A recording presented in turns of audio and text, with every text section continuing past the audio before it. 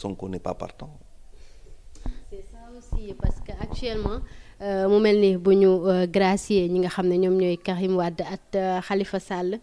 donc mu des Ousmane Sonko ndaxte jamono ji ñu condamné ko mais jusqu'à présent il est libre. Waaw boobu c'est des dispositions de l'État, hein, de la justice. On dit bon, notification par-ci. Après, une fois que la notification est rendue publique et que la principale personne concernée et voilà wax nañ ko déposer nañ affaire bi à la mairie, déposer nañ ko këram ak yu demee noonu, bon tout ça si biir y a beaucoup de politique, y a beaucoup de attente demal ma ñëw ma xaar situation bi ak yu demee noonu, mais il ne faut pas écorter qu'il puisse être arrêté. Il ne faut pas l'écarter, et ça si c'est le cas il ne faut pas aussi écarter parce que politique loolu la aussi, il ne faut pas écarter mu bañ a bokk, et su bokkul ça veut dire léegi on s'adapte en politique, c'est ça politique. Man si suma gis-gis si lu ma gisee nii on peut pas insulter l'avenir, mais il me semble difficile que mu bokk ci élection yi. Pour man dama mës a wax politique judiciaire décision bu mun ci jël politique mun na ko contourner waxtu bi bu jotee, te fu mu koy contourner si ay dispositions nouvelles lay dugal si loi bi ñu voté ko assemblée nationale. Bu dee amnistie tam amnistier les faits, mais par assemblée nationale lañ koy jaarale. Donc pour moi il y a un temps pour de la justice et il y a un temps de la politique, et le temps de la politique pour moi du dara lu dul waxtaan. Du dara lu dul waxtaan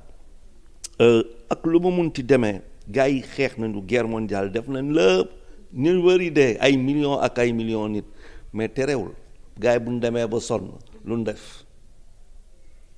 on toog waxtaan naan café naan ndox signé dafa ngay bàyyi lii damay bàyyi lii. Donc mais lu ma gis ni le président de la République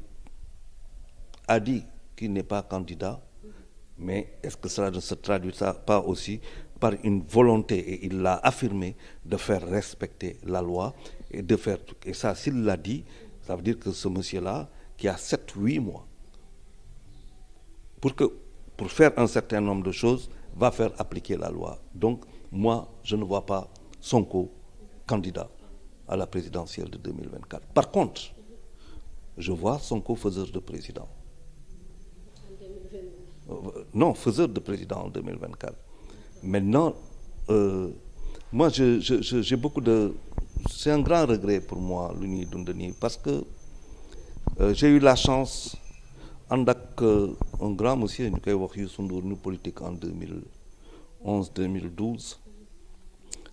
pour la présidentielle de 2012. Il a été invalidé. Xeex def nañ lépp, mais bu ñuy def la war ndomb la chute de Wade en 4 appuis, bu ñuy projet boobu nga xamante ne xalaat ko bind ko partagé nit ñi ànd si, nit ñi ñëw fekk ñu si, ñu dem ànd benn dynamique fekk M23 nit ñi liggéey. Youssou quand il a été invalidé, ben voilà quoi, on a accepté. Et pourtant Youssou à l'époque c'était du lourd, hein. Je veux dire ba léegi, mais à l'époque mais ça waay bu ñu taxawoon ne dañuy génn ci mbedd bi, te bu ñu fàttee am na benn épisode bu doy waar mooy quand il s'est blessé. Épisode boobu si on l'avait exploité Sénégal day këpp woon boobu buñ ko exploité woon taxaw ne dañuy génn xeex ci biti Sénégal day këpp duñ àgg sax présidentielle ba. Youssou ne non kooku xalaatu ba ko sax nga xel nit ñëpp dal seen xel dal. Donc il y a des approches yoo xamante ne bu ñu ko defee on doit en assumer pleinement la conséquence, et je pense que c'est cela. Président Abdoulaye Wade a fait 26 ans avant d'arriver au pouvoir. Il a refusé de marcher sur les cadavres. Nelson Mandela a attendu 27 ans avant de devenir président. Mu nekk président gars yi ne ko da ngay soosaat mu ne déet man soosaatuma man pare naa ci. Bon, je pense qu'aujourd'hui on est allé trop loin. Pour moi, on est allé trop loin. Il y a eu des appels à des insurrections, on est allé trop loin. Maintenant 2024 c'est dans 7-8 mois,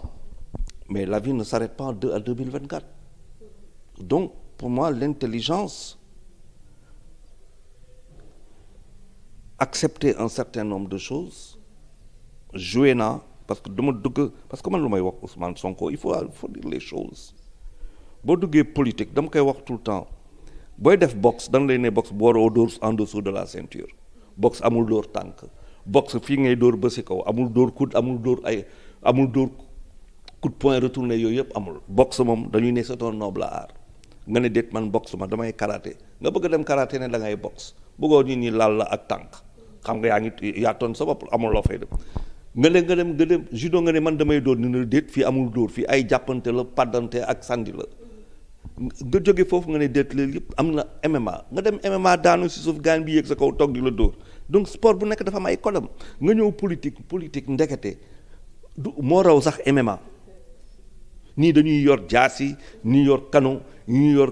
yor fusée ñii yor missile bu ñu la jekkoo rek def la ko yow nga boo duggee si biir da ngay xam foo dugg boo xamee nag foo dugg saa waay man mënuma loolu man pourquoi mënuma toog politique na may saaga man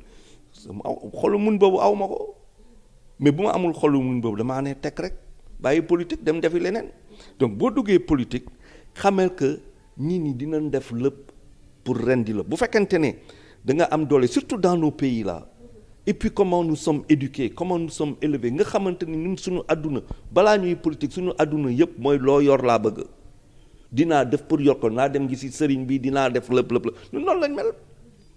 Nous ne sommes pas, c'est très peu de personnes ici ñoo lay xool ñu ne Ousmane Sonko bi il représente l'avenir Ousmane Sonko bi il a oulala kii c'est un espoir nañ ko encadrer nañu xool nañ ko jéem a xool sax buy def yenn yi nañu xool lu ñuy def ba kii ko protéger ko encadrer ko ba mu xam ne que ñun ñu ngi si moom parce que mooy avenir u réew ba mais loolu si tu en es incapable dafay indi lu bëri moom tam mu nekk si les conseils d'une certaine manière muy dem d'une certaine manière pour une confrontation à l'arrivée mais il y a des conséquences qu'il faut assumer pleinement mais nous sommes en politique je pense que le Sénégal a montré te Sénégalais yi ñoom ñoo ko wanal seen bopp quand le président Macky Sall a annoncé que bokkul mais kër yi dégg nañ ay nit ñu tàccu mais kenn génnul donc day lu bëri lay woon bu doon Sénégalais yi Macky Sall nee na Sénégalais yëpp génn pour jubiler waaw mais on n'a pas eu ça Sénégalais yi nii dañu tàccu ab la ñu ne am xal Sénégalais yu bëri lan la ñu wax alhamdulilah rabbil alamin 95% des Sénégalais si ñoom ëppale si ñoom ils ont dit alhamdulilah rabbil alamin catholique yi def signe de croix ne vraiment merci Dieu mais ba pare def ko noonu ça n'a pas été comme la victoire des Lions ñëpp génn vous voyez la différence donc ça veut dire que les Sénégalais sont apaisés apaisement lañ bëgguñu fitna léegi nag boo xamee loolu si ñoom bëgg leen diriger nga xam ñoom noonu lañ mel mais fekk ñu si loolu léegi nag lu si des mën la pour moi c'est on doit aujourd'hui élever nos niveaux de réflexion bañ a nekk gis nga booy jaay affaire karaté affaire kung fu am na koo xamante ne mënul karaté mënul kung fu fetal la yor am na koo xamante ne moom yorul fetal mu ngi yor carabine moom maanaam fetal fii ngay toog di ko jàpp moom mu ngi yor benn lu mu tudd benn Remington boo xamante ne day 1 kilomètre 200 mu jàmm la du la jege donc la vie c'est pas forcément la confrontation c'est la confrontation des idées le choc des idées mais c'est pas le muscle toujours le muscle